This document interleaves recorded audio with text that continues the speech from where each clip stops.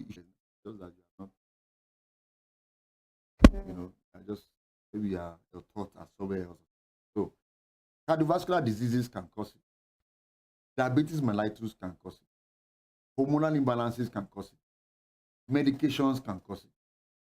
Smoking can cause it. Alcohol consumption can cause it. Psychological problems can cause it. So people are free to choose, let me use that word jokingly, either one or many of these factors together. Mm. You could have someone that has a psychological problem, you know, maybe stressed at work, and now has a cardiovascular problem, and is using medications that can affect. So the psychology can have a problem, the cardiovascular problem can cause it, and then the medication he or she uses. In fact, sometimes people come and tell you, oh, the drugs I've been using have not been allowing me to do this. So as family physicians, we address all this. Then we have problem with the prostate. People are so familiar with BPH, benign prostatic hyperplasia, prostatic cancer, but people are not familiar with prostatitis, inflammation due to bacterial infection of the prostate. It can also be a problem. So those three are there. We have testicular disorders. We have testicular cancer. We have varicosis. Varicosis is a very, I won't say common. These are problems that people don't pay attention to. You know, we all know varicose veins. So varicose veins could also be around the testes, and if they are there, the heat production will kill the sperm cell production in the testes. So it has to be addressed. That's why when we go for check, I tell people, checkup is not something you go to the lab to, I want to test. And just say, please, if you just use of it, this will be of charge to you and to everybody. For a checkup, you go to a qualified doctor, preferably family physician, because what you are going to do with cuts across all organs, irrespective of age and gender. You get it. So you go to a family physician. I want a checkup. It's not that he will write tests for you. That's not the first. The first that you will sit down, you will talk. He will ask for your history, your father, your grandfather, your great-great-grandfather. No problem. Your grandmother, like that. He will ask. He will ask about their uncles. He's trying to trace if there are genetic issues in your ancestral tree. That's one. After he has done that, he will now come to you. Are you having these problems, these challenges, these challenges? If you have complaints, if you have complaints, he will ask for things. Now, those would have been guiding him or her in a direction. That's that. After he has done, which we call king, you get, he will also psychosocial issues, social issues, marital problems, family dysfunction. Because all this, you can see that psychological problem even cause it. So psychology is important. He will ask for all these things. Then, from all these things he puts together, he will now examine. Part of the examination for a male, irrespective of age, are all these things. So if they say you need to, okay, you know, a lot of, oh God, examination must be thorough, head to toe. Just imagine head to toe, whatever head to toe means. Then investigation. These investigations are divided into two. One, the first one is that there are some baseline investigations. Then there are other ones that are subject to the person's age and the history that the doctor has gotten, which will define the risk factors for the person. So the doctor does that. So it's not like me and my friend, we went and they give us different tests. Yes, it will be different because your histories are different, your experiences are different, things are different. Age may also be different. So that's from me to you. Thank you, doctor. Did you hear that? So there could be testicular disorders. Testis examine, you know that. Hydrocele is also there. It's common in children, you know, where there's fluid accumulation around the testis. Then we have infertility. Infertility could be caused by any of all these problems I've listed. It could be caused by different other problems, systemic problems, and specific problems to the organ system, that is the reproductive organ. We have things like low sperm count, poor sperm count, just so name it. Reproductive system disorders for the female.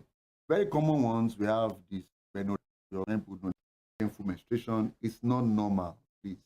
A lot of times people associate it with that is normal. It's not normal. The way the system of a human being is designed, there shouldn't be pain. When we breathe, there shouldn't be pain. When my heart is pumping, there shouldn't be pain. Maybe the only thing I share with pain will be delivery. Any other thing, it shouldn't be there. If there's pain in the head, headache is abnormal. Pain in the eyes is abnormal. You understand? So pain during menstruation is not normal. So there's also amenorrhea, no menstruation at all. You know, there's menorrhagia where there's excessive bleeding during. These things have definitions, they have criteria, but because of it, I just to run. You have polycystic ovarian syndrome, also a very common matter, where you have a lot of cysts around the ovaries. Endometriosis is also there. How should I define endometriosis? Endometriosis is simply defined, or let me just put in a simple word. The inner lining of the endometrium, of the uterus, is the endometrium. To be in the inside of the uterus. When you now have it within the walls of the uterus or around the uterus, or this is the pockets all through, because it's serious pain. Fibroids. Many women have fibroids, but asymptomatic. That it does not cause trouble. It's only when sometimes many of it are just even incidental finding. That is, they are trying to look for something else and they will find it there. But some are symptomatic.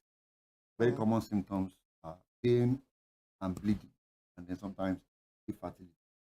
You know, but they themselves could also cause some other problems. But these are just common. So, fibroids, inflammatory pelvic infection, pelvic inflammatory disease. It's a major problem. That's a big topic on its own. It's a major, and these things can cause infertility. You know, ovarian cysts and then infertility. So all the things I've listed here, except maybe the first one I mentioned, the amenorrhea will also lead to infertility if you are not menstruating. So many of these things can cause infertility. So infertility is a big topic, very big one. There are a lot of things we call STIs, sexually transmitted infection. These things will also lead to infertility if not corrected on time. And I must say this, that if you have any symptom of STI, get correct CORRECT treatment on time.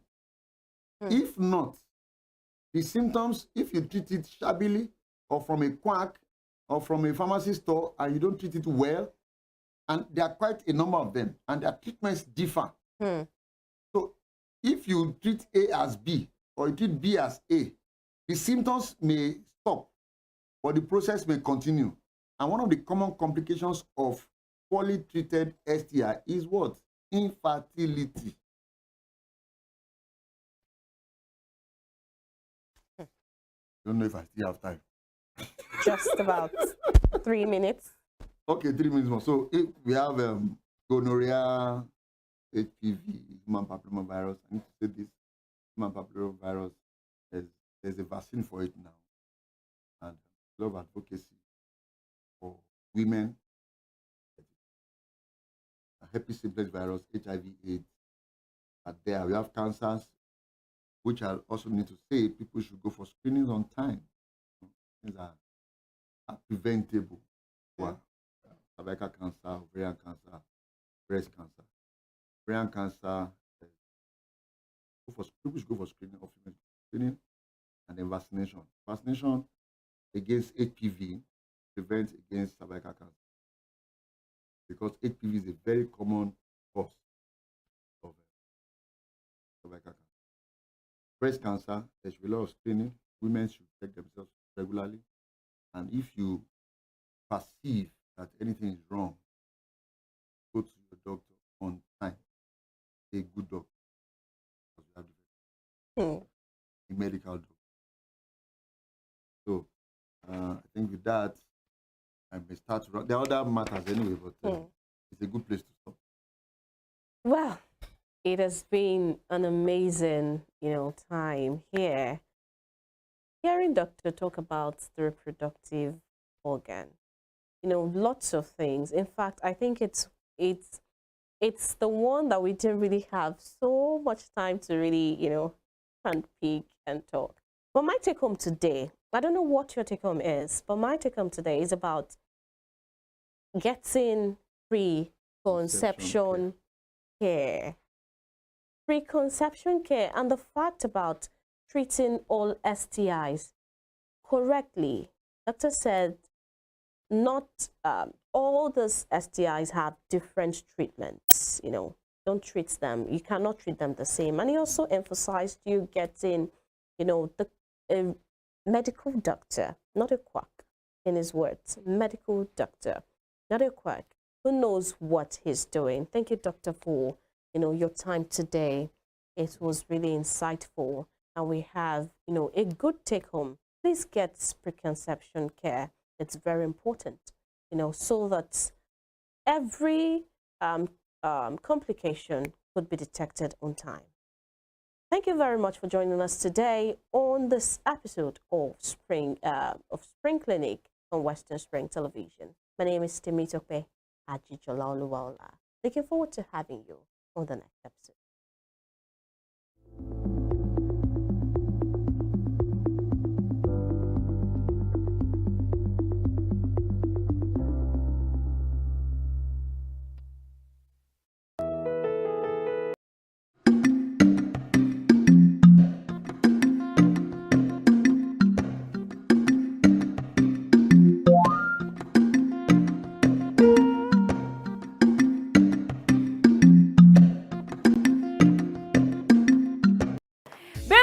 Jáde mọ̀rìnwó la kọ́kọ́ rí owó gẹ́gẹ́ ní síwájú ìjọ ẹsẹ̀ kàtàkà níwájú ẹ̀ báyìí a tún ti dé nànà káàbọ̀ sórí ìtàn abẹ́ òní pé omi olùkẹ́ ọ̀rẹ́ tó mẹ́rin ètò ìmúṣùpáyé tó yára rí orúkọ tí báyìí tí ó jẹ́ akẹgbẹ́ wà ń bẹ́ unlimited lónìí wọ́n ti ní 190 ibẹ̀ ni wọ́n wà ń bẹ́ unlimited ń bọ̀ wá ẹ̀ fàkùrẹ̀ tẹ̀ ẹ̀ máa bá mi tìyàwó. Wọ́n sọ wípé mo wà ń bẹ́ unlimited ló Western Spring Television.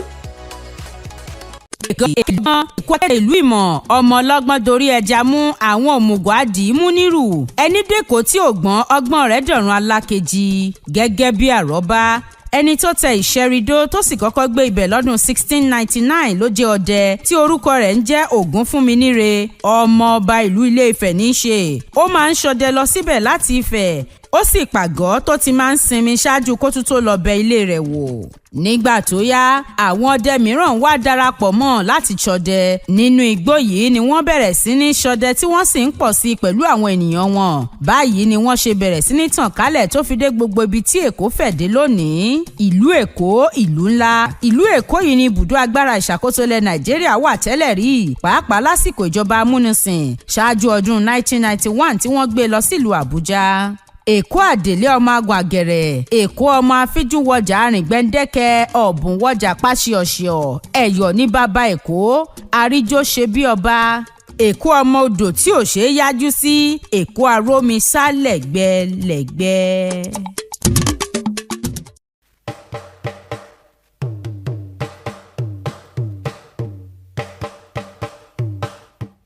Onírúurú ọ̀kan òjọ̀kan ni àwọn oúnjẹ ilẹ̀ Yorùbá bí wọ́n ti wuyì lójú bẹ́ẹ̀ ni wọ́n sì kún fún adùn àti ìtẹ́lọ́rùn tí kò lẹ́gbẹ́ pàápàá nígbà tí ọbẹ̀ tó dọ́ṣọ̀ pẹ̀lú ẹran oríṣiríṣi àti àwọn ẹja bá ń ṣe alábàárìn àwọn oúnjẹ òkèlè bíi ẹ̀bà àbí iyán funfun lẹ́lẹ́ ẹ ó máa gbọ́ àwọn ìpèdè bíi iyán lóúnjẹ ọkà lóògùn àìrí rárá là ń jẹ̀kọ kẹnu ó mọ̀dílẹ̀ ní ti gúgúrú. Ètò akọ́mọlédè ló ń dé sójú ìwòran yín láti iléeṣẹ́ móhùnmáwòrán WSTV ìkànnì 150 channel 190 lórí StarTimes. Yorùbá dùn púpọ̀, Yorùbá ò lè kú, Yorùbá ò lè parun, tiwa làṣà, tiwa lèdè, tiwa nìṣẹ̀ṣe akọ́mọlédè.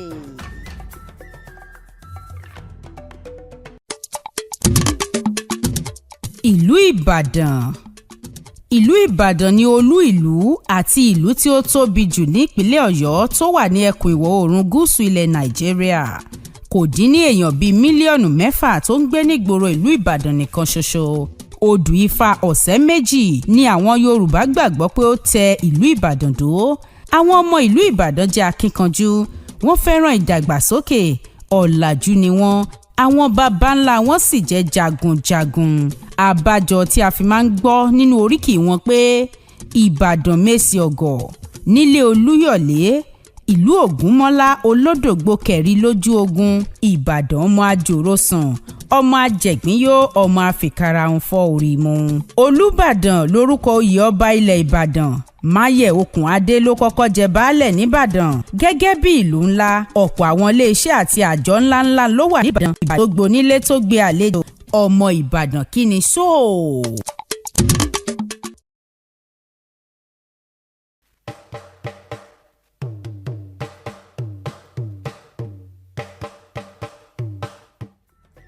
nínú àwọn ìran àti ẹ̀yà tí ìbejì ti wọ́pọ̀ sí jùlọ lágbàáyé ni ìran Yorùbá jẹ́.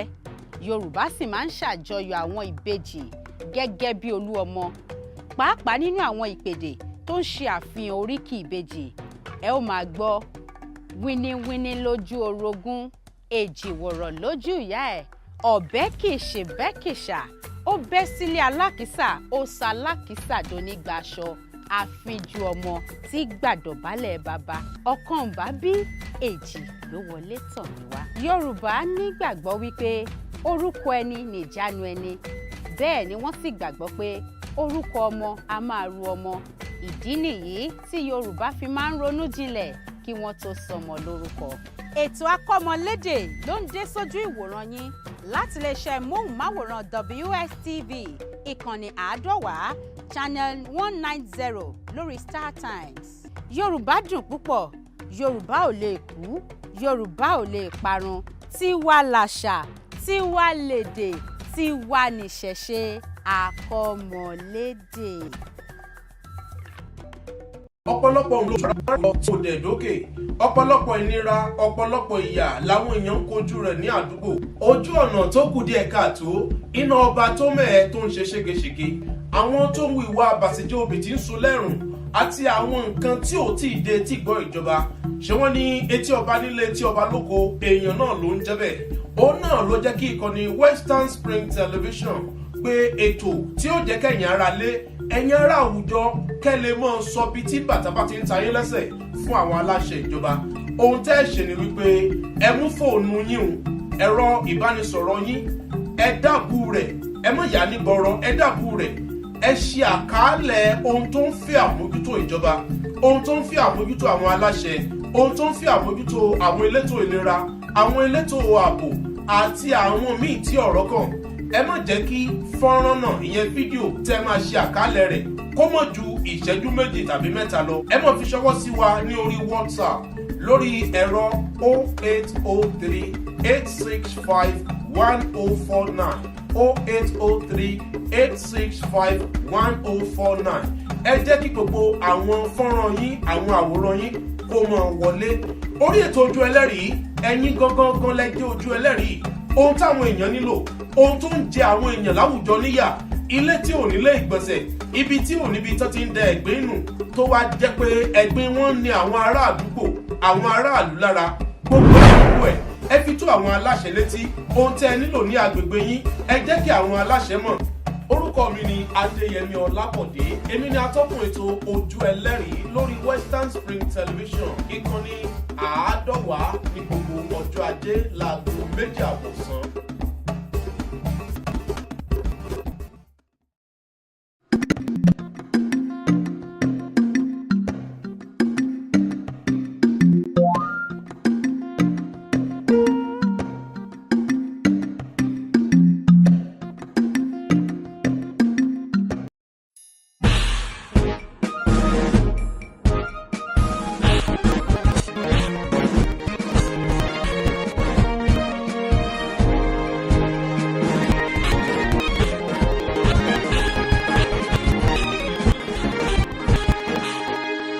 Western Spring Television, ours it is.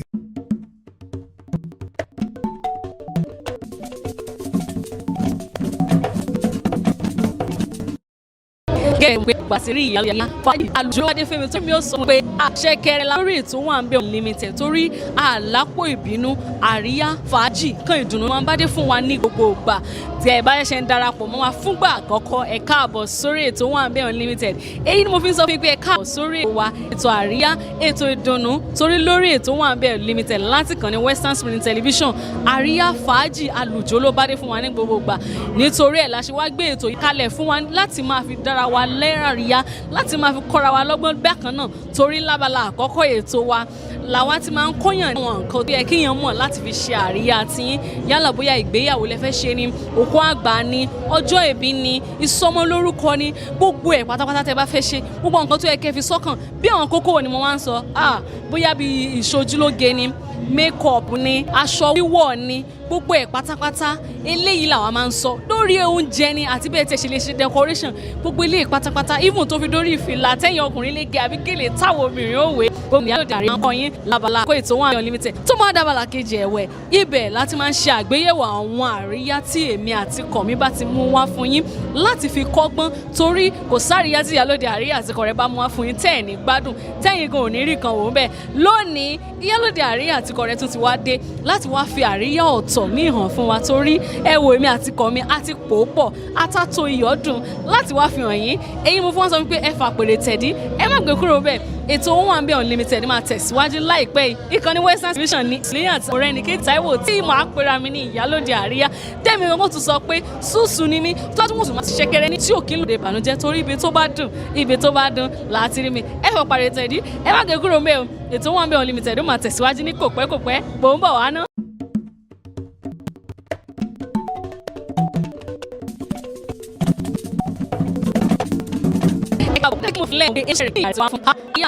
Níbi ètò ayẹyẹ ọjọ́ ìbí máa Dickness Ajíbọ́lá Ọlá, bẹ́ẹ̀ ni ayẹyẹ ọjọ́ ìbí 100 ọdún wọn la fẹ́ wo bí ètò ṣe lọ lẹ́yọ kọ̀ọ̀kan láti bẹ̀rẹ̀. A bẹ̀rẹ̀ láti ibi tán ti lọ jọ́sìn, ibi tán ti kọ́kọ́ ṣàdúrà ìbẹ̀rẹ̀ ọjọ́ ìbí gangan ní church.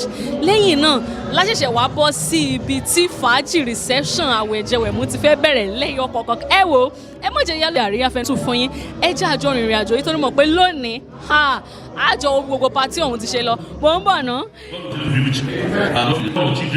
Ọlọ́run pátá àwọn náà máa jèrè láti ẹ̀ka jùlọ nígbà tó máa jùlọ.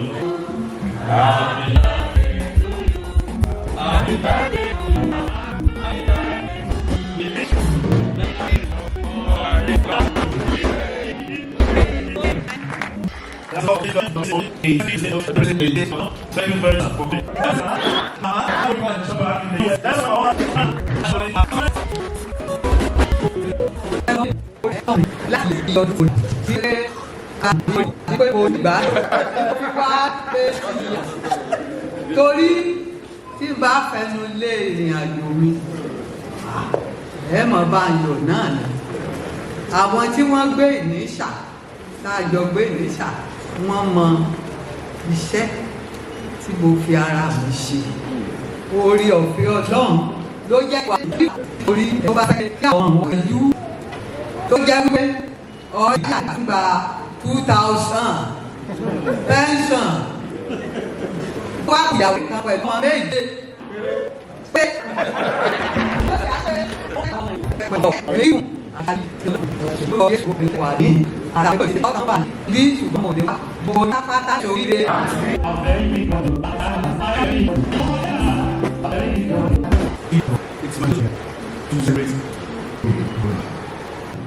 Wọ́n máa ń ní ìyá tíṣà la máa ń rí wá kì í bàbá tíṣà.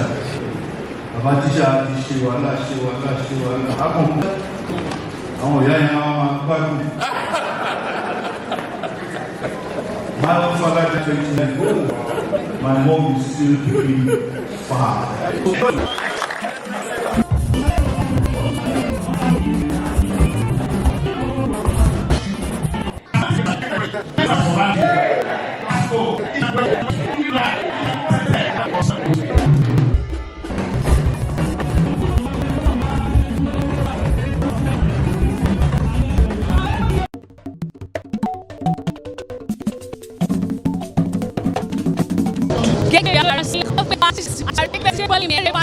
ẹ má gbé kúrò ńbẹ̀ o. Ètò Owambe Unlimited ó tún máa tẹ̀síwájú, torí èmi Ìyálóde àti Kọ̀mí àwọn ṣẹ̀ṣẹ̀ bẹ̀rẹ̀ lónìí ni.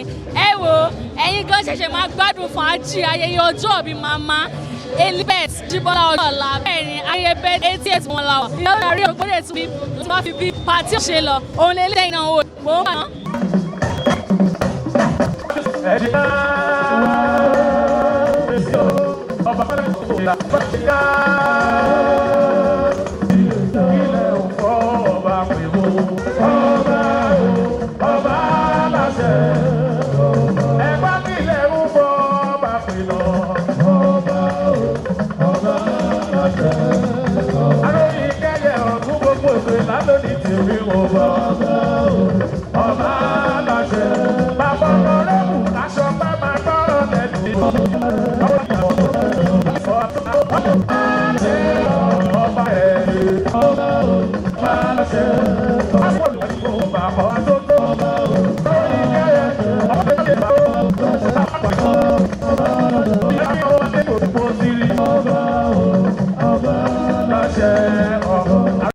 I want to welcome you.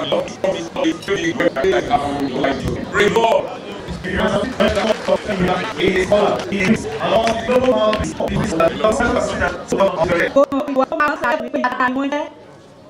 nílé wa nílé mọ wá ní ọ̀dẹ̀dẹ̀ ọ̀la family báyìí àwọn nìyálé bẹ̀ báyìí tọmọ sì pọ̀ lẹ́yìn wọn ìyá alálùbáríkà ni wọ́n ìyá tó kẹ́bí tó kára tó kó gbogbo ẹ̀jọ́ ni wọ́n.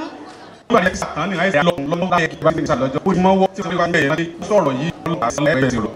ẹ tún yòówó ó rọ̀ ìrẹ́ni àkọ́kọ́ rẹ̀ ẹ ló gbé òkè ńlá ní wọn ní òmọ̀rá ìníṣà ni mo máa pè é wá. náà ní pé kan jẹ́ orúkọ kan pásítọ̀ ọ̀la tó tí ọba ti ní wọ́n máa ń gbé ìlú àwa méjèèjì náà àgbà ògùn parọ́ ẹ̀yìn ìjọba ní ọkùnrin tó ṣe ire láyé wo ìyàwó tó fẹ́. I will hand over the microphone to a minister the congregation. Ẹkún o, wisdom and authority increase, more in our guiding lives, and we are blessed to share this wonderful occasion with you. So I want everybody to count. We are going to count to 80. But we'll start with 10. So from 10, I will see 20, 30, 40, 50. Then when we get to 70, we'll start counting one by one till we get to 80. So let's start. 10, 20, 30, 40, 50, 60, 70, 71, 72, 73, 74, 75, 76, 77, 78, 79, 80.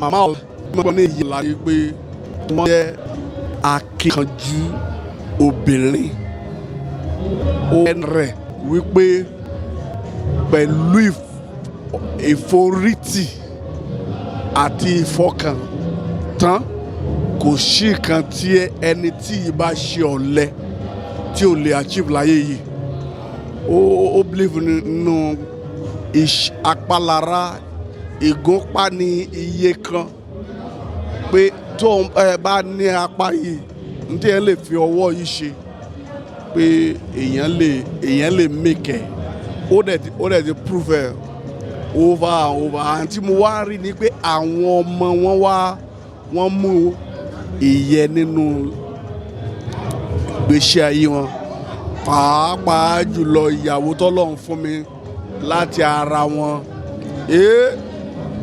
ìyàwó mi kì í ṣe pé bóyá ó láì kanjú nìkan ó máa ṣe nǹkan tó kì í ṣe nǹkan ní ìyàwó mi ò believe in 90%. What is worth doing at all is worth doing well. Ìyàwó mi believe ká ṣe kan ká dẹ̀ ṣe kó dáa finishing that's my wife.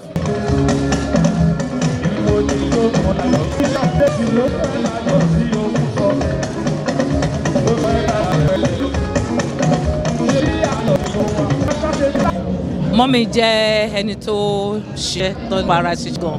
Wọ́n dẹ̀ nífẹ̀ẹ́ àwọn ọmọ wọn. Wọ́n like kí ọmọ kàwé. So my mom, she did everything so that all of us will have a good education. So the least of us learning first degree. So that's my mom. And I love her so much. My prayer is that I live the rest of my years in finance, in peace, in job. She will not grieve with grief. That's my prayer. That she will not bury any of her children. She will not bury any of her in-laws. She will not bury any of her grandchildren. She will bury even her great-granddaughter. So my prayer is that she will celebrate 90, 100, 120 as God lives. I will still celebrate her even more than this by the grace of God. Deaconess Elise Oluwayesola, wọ́n yà bí am tòótọ́, wọ́n dẹ̀ jẹ́ olùfọkànsìn Ọlọ́run ní tòótọ́. Èyàn rìn kórí ọmọ mi, ṣùgbọ́n àwa náà ní ìyànsí gbé ayé wọn akẹ́kọ̀ọ́ ara yìí. Such nice caring mother. I wish our people long life and prosperity. Wọ́n jẹ́ ní kàtó yẹ pé ọ̀rọ̀ máa ń jẹ́ àtẹ́wé pé wọ́n á gan tó lẹ́kẹ̀ẹ́ wọ́n wà máa bẹ̀rù tó bá kẹ́ àwọn máa bá wọn fún lórí àti wà bọ̀. Wọ́n máa sọ fẹ́ pé a ti ń slow pé ká kíkọ́ ẹ̀ ọ́n kò dẹ̀ sí pé nǹkan tá à ń ṣe. Wọ́n máa sọ pé ká má rẹ̀wẹ̀sì pé ká má mú kẹ̀yẹ́ kó yá ká má má jẹ́ ó rẹwà. Because bá a dẹ̀ ṣe pọ̀ tó kò sí ẹni tí grandma láìkì ni wa, so gbogbo wa ni grandma ń bá sọ̀rọ̀ ní kọ̀ọ̀kan torí èyí mo kí wọn happy birthday lónìí ọ̀pọ̀lọpọ̀ mẹ́sàn-án. fẹ́ràn ọmọ ìyá tún fi ọmọ ṣeré nífẹ̀ẹ́ àtà òní Miss Lori Ajibola Elizabeth Olúwayẹmísí Ọlá.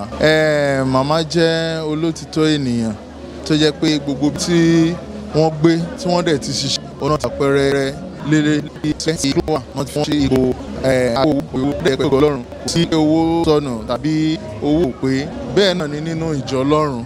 So èèyàn ní rere olóòótọ́ ènìyàn ò ní màmá jẹ́.